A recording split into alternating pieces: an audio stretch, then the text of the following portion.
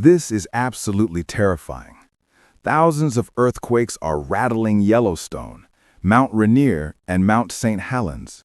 A massive eruption might sound possible when three of the most iconic volcanoes in the United States begin to move all at once. Something unusual is happening.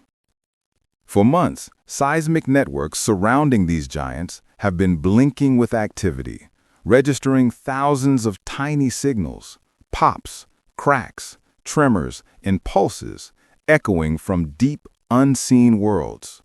For many people, the sudden spikes in seismicity raise immediate alarm.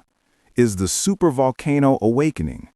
Could the Cascades be recharging? Is something linking these distant systems? But for scientists, the reality is far more complex and far more fascinating. What follows is a detailed look at what the November 2025 data is actually showing beneath these mighty volcanoes. Yellowstone, the giant that never truly sleeps, continues a pattern seen earlier in the year. November brings steady earthquake swarms, rising and falling like the breathing of the planet itself.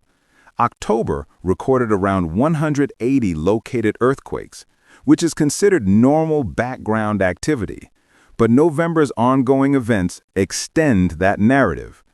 According to scientists, hot rock and hydrothermal fluids beneath Yellowstone are always in motion. Channels collapse and reopen. Water flashes to steam. Faults grind. Every small adjustment sends a seismic whisper upward, and sensitive instruments capture it all. The swarms themselves tell multiple stories. Some occur near the northern edge of the park. Others emerge near West Thumb or West Yellowstone. Each region has its own geological plumbing system. At Mammoth Hot Springs, a deep cluster may be driven by shifting hydrothermal conduits beneath the area's famous boiling springs and mineral terraces. At West Thumb, fractures under the lake floor trap superheated fluids that build pressure before escaping. The shallow swarms in the Madison Plateau and West Yellowstone region indicate brittle, fractured rock adjusting to small changes in pressure and heat. Despite the shaking, the ground is behaving calmly. GPS instruments show no inflation at all. Instead, the caldera continues its slow, long-term subsidence, a clear sign that magma is not pushing upward. The summer pause in subsidence caused by snowmelt and seasonal hydrology has ended, and sinking has resumed. This is one of the strongest indicators that an eruption is not imminent.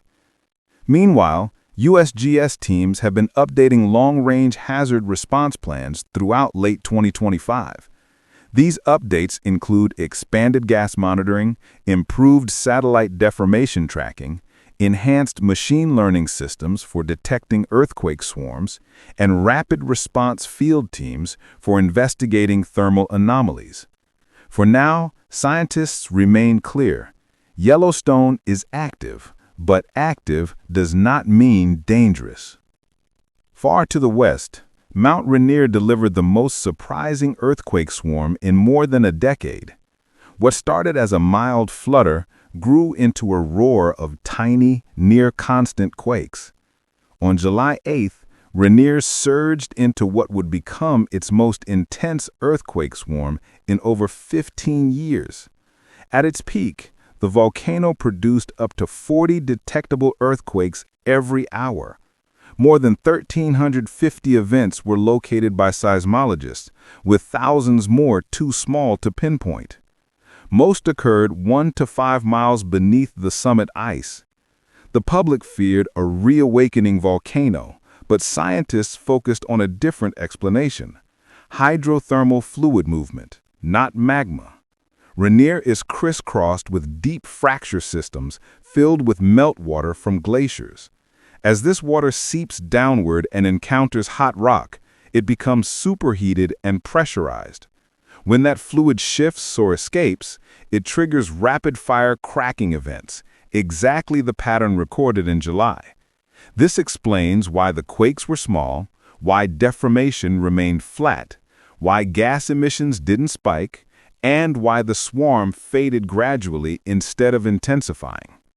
Then came the November controversy. Social media exploded with claims that Rainier had entered continuous volcanic tremor, a dangerous sign of magma transport.